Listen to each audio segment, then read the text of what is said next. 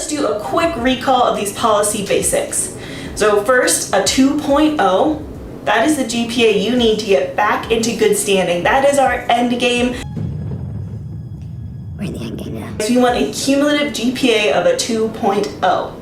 24 is the number of probation credits you have to reach that. And your advisor is going to help you identify where you're at. But basically, start counting your probation credits the semester you are on probation, right? So the semester, or when your GPA dropped below a 2.0, then those classes you're taking are going to start counting. So if you entered academic probation because of your grades from spring, or you were in good standing, but after the spring semester your GPA is below a 2.0, we're going to start counting your probation credits in fall, assuming you didn't take any summer classes.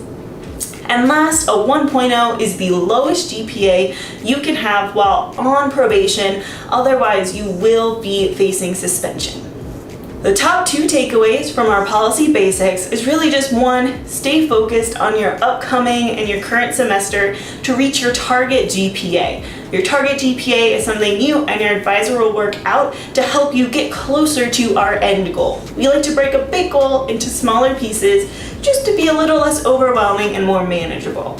So one, just stay focused on doing what you need to do this semester. And two, prepare and make a plan that you can stick to this semester to help you reach that target GPA.